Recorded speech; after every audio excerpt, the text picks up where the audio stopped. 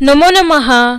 आज आपण 9वीच्या संपूर्ण संस्कृतम या पुस्तकातील पान नंबर 59 वरील रम्य संस्कृतम मधील संख्या विशेषणानी 2 हे बघूया.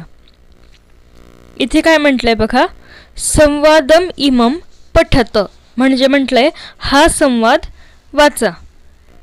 आता बघा, मातामही म्हणजे आपल्या आईची आई म्हणजेच आजी, ती काय म्हणते बघा, एकतः चतुःपर्यंतम संख्यारूपाणी अधितानी खलु.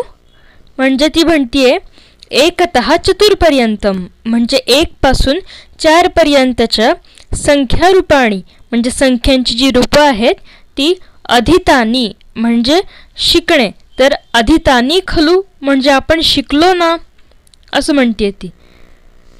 पंचतः तु संख्यारूपेषु न लिंगभेदः. बघा ती काय म्हणते, परंतु 5 पासून ज्या पुढच्या संख्या आहेत त्यांच्यामध्ये लिंगभेद नसतो. म्हणजे असं पुल्लिंगी रूप, स्त्रीलिंगी, नपुंसकलिंगी अशी वेगवेगळी होत नाहीत. पण 1 ते 4 पर्यंत मात्र आपण बघितलंय की पुल्लिंगात रूप वेगळी होतात, स्त्रीलिंगात वेगळी आणि नपुंसकलिंगात वेगळी. पण 5 पासून पुढे लिंगभेद होत नाही. ताः यथावत प्रयोक्तव्याः म्हणजेच काय म्हटले, ज्या 5 पासूनच्या पुढच्या संख्या आहेत त्या योग्य रीतीने वापरल्या पाहिजेत किंवा योजल्या पाहिजेत. आता बघा, वेणू काय म्हणतीये, वेणुः वदति ज्ञातम म्हणजे समजले.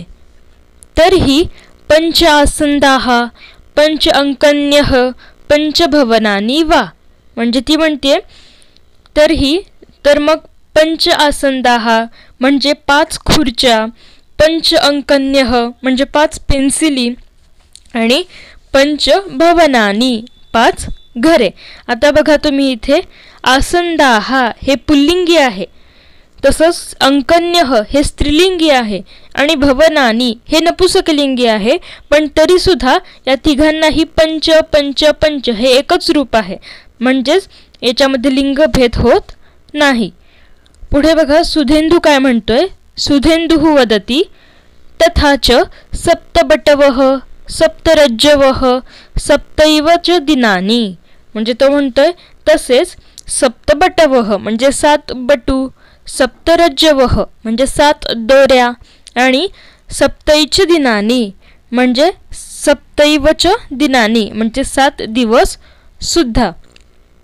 पुढे पृथा काय म्हणते बघा, पृथा वदति इतोपि 8 तारकाः अष्टमुनयः अष्टवसुनी. म्हणजे ती म्हणते तसंच 8 तारका म्हणजे 8 चांदण्या, अष्टमुनयः म्हणजे 8 मुनी आणि अष्टवसुनी म्हणजे 8 वसू. मातामही वदति उत्तमम म्हणजे आजी म्हणते छान, उत्तम. काश्चन संख्याः प्रसिद्धाः. आता ती म्हणते काही संख्या प्रसिद्ध आहेत. यथा नवरात्रयः जसे की नवरात्री, या अशा ज्या काही संख्या आहेत त्या प्रसिद्ध आहेत. वेणुः च पृथा च म्हणजे वेणू आणि पृथा त्या दोघी काय म्हणतात बघा, सप्त ऋषयः म्हणजे 7 ऋषी, दश आननानी म्हणजे 10 तोंडे, आनन म्हणजे तोंड, 10 तोंडे, अष्टलक्ष्म्यः म्हणजे 8 लक्ष्म्या. पुढे त्रीणी भुवनानी म्हणजे 3 भुवने, नवरत्नानी वा आणि 9 रत्ने. या संख्या अशा प्रसिद्ध आहेत. पुढे बघा, मातामही वदति पर्याप्तम आजी म्हणते पुरे झाले आता. अहम अधुना कूटप्रश्नम वदामी. ती म्हणते आता मी एक कोड तुम्हाला सांगते. कूटप्रश्न म्हणजे कोड सांगते. ती काय म्हणते बघा, भिहि भ्यः भ्यः आनाम सु किम एतत्. म्हणजे आता ती विचारते की भिहि भ्यः भ्यः आनाम आणि सु हे काय आहे. तर आता त्यावर सुधेंदू काय म्हणतोय बघा, सुधेंदुः वदति उच्चैहि हसित्वा म्हणजे मोठ्याने हसून तो म्हणतोय आता, न एषः कूटप्रश्नः हे काही कोड नाहीये काही असं तो म्हणतोय. एते तु विभक्ती प्रत्ययाः तर हे काय आहेत, विभक्ती प्रत्यय आहेत. तो म्हणतोय गतवर्षे अहम पठितवान. सम्यक स्मरामि अधुना अपि, म्हणजे तो म्हणतोय की हे गेल्या वर्षी मी शिकलो होतो आणि ते आजही मला चांगलंच आठवतं आहे. वेणुः वदति ओहो सुधेंदो, म्हणजे ती म्हणते अरे वा सुधेंदू, सत्यमेव तीक्ष्णा जाता तव बुद्धिही, खरोखरच तुझी बुद्धी कशी झालेली आहे, तीक्ष्ण झालेली आहे. तर्हि एते संख्या प्रत्ययाः तृतीयातः सप्तमीपर्यंतम, म्हणजे ती म्हणते तर हे जे प्रत्यय आहेत विभक्ती प्रत्यय ते तृतीयापासून सप्तमीपर्यंतचे आहेत, संख्यांचे प्रत्यय आहेत. म्हणजेच भिही हा तृतीयेचा, भ्यः चतुर्थी, हा भ्यः पंचमी, आनाम षष्ठी आणि सु सप्तमी, तृतीया ते सप्तमीचे हे विभक्ती प्रत्यय आहेत. पुढे बघा पृथा काय म्हणते, यथा म्हणजे जसे पंच पंच पंचभिः पंचभ्यः पंचभ्यः पंचानाम आणि पंचसु. आता पंच प्रथमा, पंच द्वितीया, पंचभिः तृतीया, पंचभ्यः चतुर्थी, पंचभ्यः पंचमी, पंचानाम षष्ठी आणि पंचसु सप्तमी. पंचतः नवदशपर्यंतं रूपाणि पंचसंख्या इव भवन्ति सत्यम खलु, म्हणजे आता ती काय म्हणते की 5 पासून पंचतः नवदशपर्यंत, नवदश म्हणजे 19, तर 5 पासून 19 पर्यंतची रूपं ही 5 या संख्येप्रमाणेच, संख्येच्या रूपाप्रमाणेच होतात. सत्यम खलु म्हणजे खरे ना. त्यावर मातामही काय म्हणते बघा, मातामही वदती आम अतीव मुदिता अस्मि, म्हणजे आजी काय म्हणते, होय मला अतिशय आनंद झालेला आहे. यूयम सर्वे संस्कृतपटवः, म्हणजे तुम्ही सगळे खरोखरच संस्कृतपटू आहात. पुढे ती म्हणते इतः परम संस्कृत भाषया खेलितुम समर्थाः. इतः परम म्हणजे यापुढे आता तुम्ही संस्कृत भाषेतील खेळ खेळू शकाल. पुढे बघा सुधेंदुः वदति तत्तु त्वया सह संभाषणेन किंचित व्याकरणाभ्यासेन च, म्हणजे तो म्हणतोय परंतु हे तर तुझ्याबरोबर संभाषण आणि व्याकरणाचा अभ्यास केल्यामुळे शक्य झालं आहे. वेणुः वदति संख्यारूपाणि सम्यक अधीत्य संभाषणे संख्यानाम अधिकं प्रयोगम कुर्मः, म्हणजे ती म्हणते संख्यांची रूपं योग्य रीतीने शिकून संभाषणामध्ये संख्यांचा अधिकाधिक वापर आम्ही करू. पुढे बघा पृथा म्हणते अग्रिमे अवकाशे अन्यान संख्या विशेषान ज्ञातुम आगच्छामः. अग्रिमे अवकाशे म्हणजे पुढच्या सुट्टीत आम्ही अजून वेगळी जी इतर संख्या विशेष आहेत ती समजावून घेण्यासाठी, जाणून घेण्यासाठी पुन्हा येऊ. तर हे होतं संख्या विशेषण. आणि 2 हा संवाद होता आजी आणि नातवांमधला, आणि त्यातून तिने आपल्याला हे शिकवलेलं आहे की 5 पासूनच्या पुढच्या ज्या संख्या आहेत त्यांच्यामध्ये लिंगभेद होत नाही, तर त्या तशाच वापरायच्या असतात. आणि त्याची जी विभक्ती प्रत्यय आहेत ते सुद्धा सांगितलेले आहेत. आता आपण इथे जे संख्या रूप आहेत ते वाचूया. नित्यम बहुवचनम म्हणजे आपल्याला माहिती आहे की 3 पासूनच्या सगळ्या पुढच्या ज्या संख्या आहेत त्या नित्य बहुवचनीच असतात. आता इथे वर त्यांनी पंच या संख्येचं जर दिलेलंच आहे.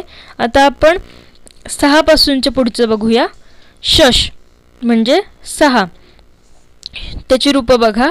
षट षड प्रथमा, षट षड द्वितीया, षड्भिः तृतीया, षड्भ्यः चतुर्थी, षड्भ्यः पंचमी, षण्णाम षष्ठी आणि षट्सु किंवा षटत्सु सप्तमी. तसंच अष्टन बघा. अष्ट किंवा अष्टौ प्रथमा, अष्ट किंवा अष्टौ द्वितीया, अष्टभिः किंवा अष्टाभिः तृतीया, अष्टभ्यः किंवा अष्टाभ्यः चतुर्थी, अष्टभ्यः किंवा अष्टाभ्यः पंचमी, अष्टानाम षष्ठी आणि अष्टसु किंवा अष्टासु सप्तमी. आता नवन. नव प्रथमा, नव द्वितीया, नवभिः तृतीया, नवभ्यः चतुर्थी, नवभ्यः पंचमी, नवानाम षष्ठी आणि नवसु सप्तमी. तर हे आपण सगळे रूप बघितले आत्ता. आता बघा जिज्ञासा पत्रमध्ये काय दिलंय बघूया. संख्यारूपाणी लिखित्वा वाक्यानी पूरयत, म्हणजे संख्यारूप लिहून ही वाक्य पूर्ण करायची आहेत. आता काय म्हटलंय, तत्र डॅश बालकेषु कलहः उद्भूतः, म्हणजेच आता इथे 5 ही संख्या दिली आहे. आता काय करायचं तर इथे हे संख्या विशेषण आहे, त्याच्यामुळे विशेष्याची जी विभक्ती आहे त्यानुसारच संख्या विशेषणाची विभक्ती वापरायची. आता इथे बालकेषु असं म्हटलंय म्हणजे सप्तमी आहे, त्याच्यामुळे आपण आता इथे सुद्धा 5 या संख्येची सप्तमीच घेणार आहोत. आणि ती काय आहे तर बघा पंचसु ही सप्तमी आहे. म्हणून तत्र पंचसु बालकेषु कलहः उद्भूतः, इथे आपण लिहिणार आहोत पंचसु.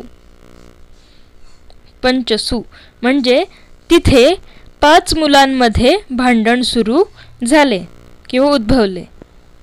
पुढे दुसरं डॅश बिडालैः एकः एव मुषकः दृष्टः. आता 6 हा अंक दिलाय आणि बिडालैः हे काय आहे, तृतीया बहुवचन आहे, त्याच्यामुळे 6 या संख्येचं सुद्धा आपल्याला तृतीया बहुवचन घ्यायचं आहे. तर आता बघा 6 या संख्येचं तृतीय बहुवचन आहे षड्भिः, म्हणून आपण लिहिणार षड्भिः. इथे लिहायचं आहे षड्भिः बिडालैः एकः एव मुषकः दृष्टः, म्हणजे 6 मांजरींनी एकच उंदीर पाहिला. तिसरं बघा डॅश दीपानाम एका आवलीः गृहे दृश्यते. आता इथे 7 हा अंक दिलाय आणि दीपानाम असं म्हटलंय. दीपानाम काय आहे तर षष्ठीचं बहुवचन आहे, त्याच्यामुळे आता 7 या अंकाचं सुद्धा षष्ठीचं रूप घ्यावं लागेल, जे की आहे सप्तानाम. नावर अनुस्वार आहे इथे सप्तानाम. सप्तानाम दीपानाम एका आवलीः गृहे दृश्यते, म्हणजे 7 दिव्यांची एक ओळ घरामध्ये दिसते. चौथं बघा डॅश रात्रीणाम समूहः नाम नवरात्रम, आणि 9 हा अंक दिलाय. मग आता बघा रात्रीणाम हे काय आहे, षष्ठीचंच बहुवचन आहे, त्याच्यामुळे आता आपल्याला इथे 9 या अंकाचं सुद्धा षष्ठीचं रूप घ्यायचंय, जे की आहे नवानाम. इथे नावर अनुस्वार आहे नवानाम. नवानाम रात्रीणाम समूहः नाम नवरात्रम, म्हणजे 9 रात्रींचा समूह म्हणजेच नवरात्र. पुढे अपि जानासि डॅश ऋषीणाम नामानी, आणि 7 अंक दिलाय. मग आता बघा ऋषीणाम हे काय आहे, षष्ठीचंच बहुवचन आहे, त्याच्यामुळे 7 या अंकाचं सुद्धा षष्ठीचंच आपल्याला रूप घ्यायचं आहे, जे की आहे पुन्हा सप्तानाम. सप्तानाम. मग कसं होईल पूर्ण वाक्य, अपि जानासि सप्तानाम ऋषीणाम नामानी, म्हणजे तुला माहीत आहेत का 7 ऋषींची नावे असं. पुढे कार्तिकेयः डॅश मुखैः वदति किम. आता इथे 6 हा अंक दिलाय आणि मुखैः हे काय आहे, तृतीयाचं बहुवचन आहे, तसंच आता 6 या अंकाचं सुद्धा तृतीयेचं बहुवचन वापरूया, जे की आहे षड्भिः. षड्भिः म्हणजे वाक्य कसं होईल, कार्तिकेयः षड्भिः मुखैः वदति किम, म्हणजे म्हटलंय कार्तिकेय हा 6 मुखांनी बोलतो काय किंवा बोलतो का असं. पुढे रावणस्य डॅश मस्तकेभ्यः किरीटाः पतिताः, आणि 10 हा अंक दिलेला आहे.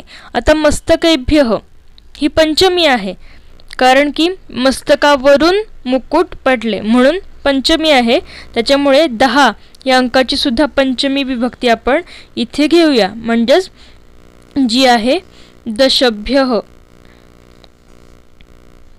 दशभ्यः म्हणजेच बघा कसं होईल, रावणस्य दशभ्यः मस्तकेभ्यः किरीटाः पतिताः.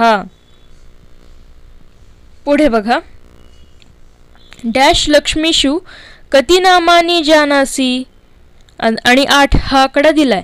आता लक्ष्मीषु ही सप्तमी आहे, त्याच्यामुळे 8 या अंकाची सुद्धा सप्तमी आपण वापरूया, जी की आहे अष्टसु. अष्टसु असं सुद्धा लिहितात किंवा अष्टासु असं सुद्धा लिहितात. अष्टसु लक्ष्मीषु कति नामानी जानासी म्हणजे 8 लक्ष्मींपैकी तुला किती लक्ष्मींची नावे माहिती आहेत असं. पुढे राजा डॅश ऋषीभ्यः दानम दत्तवान आणि 9 हा अंक इथे दिलेला आहे. आता ऋषीभ्यः ही काय आहे, चतुर्थी आहे, त्याच्यामुळे आपल्याला 9 या अंकाची सुद्धा चतुर्थी घ्यायची आहे, जी की आहे नवभ्यः. नवभ्यः म्हणजे वाक्य कसं होईल, राजा नवभ्यः ऋषीभ्यः दानम दत्तवान म्हणजे राजाने 9 ऋषींना दान दिले. पुढे बघा, डॅश वस्तुभ्यः डॅश वस्तूनी आवश्यकानी. आता बघा 6 इथं अंक दिले आणि वस्तुभ्यः म्हटले, म्हणजे इथं कसं वाक्य आहे तर 6 वस्तूंपैकी 3 वस्तू आवश्यक आहेत.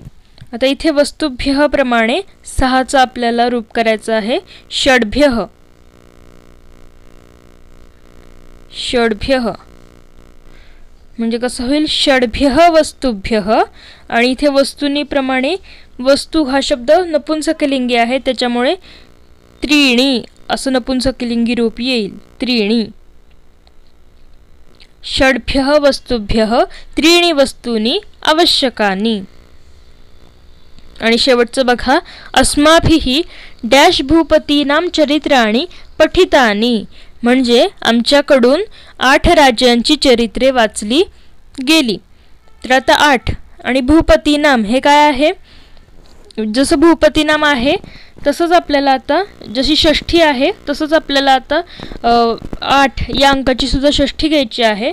मग काय होईल, अष्टानाम.